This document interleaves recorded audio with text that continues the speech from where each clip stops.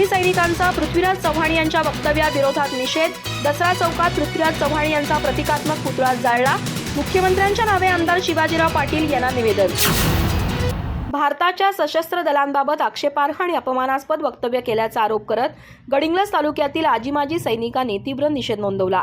आजी-माजी सैनिक तालुका welfare association Gadhinglaj आणि जय जवान जय किसान फाउंडेशन यांच्या वतीनं माजी मुख्यमंत्री पृथ्वीराज चव्हाण यांच्या वक्तव्याविरोधात कारवाईची मागणी करण्यात आली आहे। या संदर्भात देवेंद्र फडणवीस यांच्या नावे सविस्तर निवेदन देण्यात आलं असून त्यामध्ये भारतीय सैन्याच्या शौर्याबाबत दिशाभूल करणारी आणि देशाच्या सार्वभौमत्वाला धक्का पोहोचवणारी भाषा वापरण्यात आल्याचा आरोप करण्यात आलाय। संपूर्ण पराभव झाला, भारताची विमानं पाडली गेली, एअरपोर्ट पूर्णपणे बंद होते अशा स्वरूपाची विधानं ही सैनिकांचं मनोबल खच्ची करणारी असून राष्ट्रीय सुरक्षेच्या दृष्टीनं घातक असल्याचं निवेदनात नमूद करण्यात आलंय।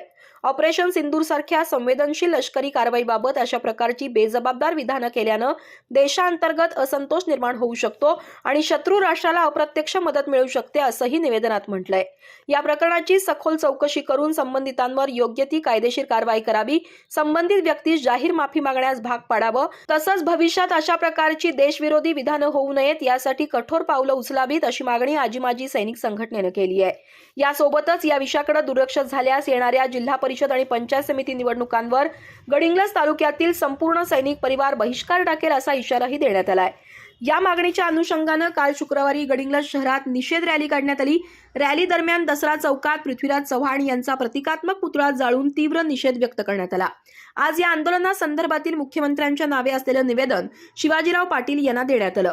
यावेळी वीरपत्नी यशोदा ज्योतिबा चौगुले, वैशाली प्रभाकर माने, संध्या सुनील जोशीलकर यांच्यासह बसाप्पा आरबोळे, बळवंत ढेकळे, बाळू पोवार, धनाजी चव्हाण, महादेव गुगरे, प्रकाश इंगवले, रामकृष्ण शेंडे, संघटनेचे अध्यक्ष कुमार पाटील तसंच मोठ्या संख्येनं माजी सैनिक उपस्थित होते। अधिक माहिती आणि ताज्या घडामोडींसाठी आजच आमचे चॅनल सबस्क्राइब करा।